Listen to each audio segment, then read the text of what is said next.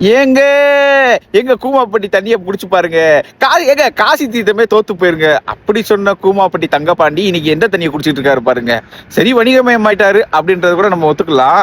ஆனா வந்து கூமாப்பட்டியின் மூலயமா பல லட்சம் பார்வையாளர்களை கடந்த இன்னைக்கு கூமாப்பட்டி தங்கப்பாண்டி இன்னைக்கு என்ன செஞ்சிட்டு இருக்காரு அப்படின்னா, ஒரு நடிகை ஒரு கல்யாணம் ஆயிடுச்சு அப்படின்னு சொல்லி சொல்றாங்க. அதுல உண்மை இருக்கா உண்மை இல்லையா அப்படின்றது கூட தெரியாது. ஆனா இன்னைக்கு கூமாப்பட்டியை மறந்து சினி உலகத்துக்கு போயிட்டாரு.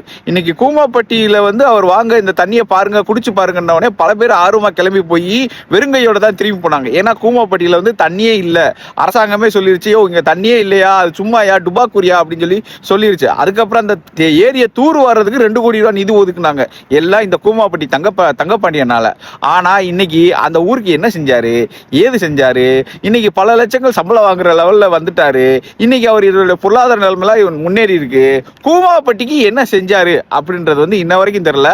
ஆனா ஒரு நடிகை அவர் கூட வந்து ஒரு சினிமா வாழ்க்கை இப்படி அவர் ஒரு பந்தாவான லைஃபா போயிருச்சு. இதுக்கு காரணமான அவருடைய கிராமம், அவருடைய மொழி நடை, இது எல்லாமே வந்து காணாமவே போயிருச்சு. இத பத்தி சொன்னா நம்மள வந்து என்ன பண்ணுவாங்க. சரி விடுங்க, கூமாப்பட்டி தங்கப்பாண்டி இனிமேல் வந்து நல்லபடியா ஒரு கிராமத்தை பத்தி ஒரு வீடியோ போடணும் அப்படின்றத வந்து இதன் மூலியமா கேட்டுக்கிறேன். இதனால என்ன மஞ்சள்ளிக்கு பிரயோஜனம் இல்ல. Right, okay. பிஞ்சில பழுத்த சின்ன பசங்களே லைக்க போடுங்கப்பா, நம்ம சேனலை தான் வளர்த்து எடுக்க சப்ஸ்கிரைப் பண்ணுங்கப்பா.